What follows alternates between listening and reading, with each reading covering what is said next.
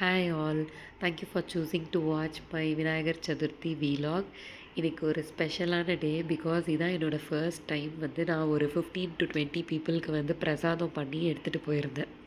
So அந்த festive மோடுக்கு ஏற்ற மாதிரி சாரீலாம் வேர் பண்ணிவிட்டு கீழே போயிட்டு சாமி கும்பிட்டுட்டு பிரசாதம் படைச்சிட்டு எல்லாருக்கும் அந்த பிரசாதம் டிஸ்ட்ரிபியூட் பண்ணிவிட்டு அண்ட் கோகோனட் ரைஸ் மட்டும் பிரசாதம் இல்லை, லெமன் ரைஸ் கொழுக்கட்டையெல்லாம் மிச்சம் ஃப்ரெண்ட்ஸுமே கொண்டு வந்திருந்தாங்க. அண்ட் இதெல்லாம் முடிஞ்சு நான் வீட்டுக்கு வர்றதுக்கே அரௌண்ட் 11 ஆயிடுச்சு.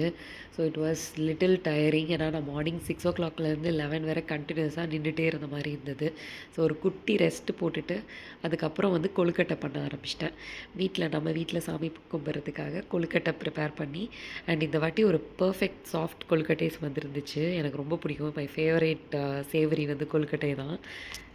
அண்ட் ஒரு 5 போல் நம்ம வீட்டில் பூஜைலாம் பண்ணி ஹாலில் வச்சு பிரசாதம்லாம் படைச்சி பூஜைலாம் பண்ணி முடித்தாச்சு. அதுக்கப்புறம் ஈவினிங்க்கு செலப்ரேஷன்ஸ்க்கு ரெடி ஆகிட்டோம்.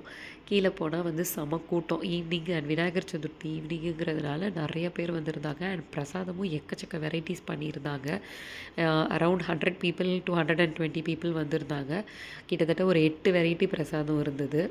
லெமன் ரைஸ், கோகோனட் ரைஸ், தேங்காய் சாதம், கேசரி, பால் கொழுக்கட்டை, நார்மல் கொழுக்கட்டை அண்ட் ஃப்ரூட் சாலட் எல்லாமே சூப்பராக இருந்தது. ஸோ எல்லாத்தையும் அந்த பிளேட் பண்ணி டிஸ்ட்ரிபியூட் பண்ணுற ஒர்க்லலாம் கொஞ்சம் இன்வால்வ் ஆகி நல்லா போச்சு.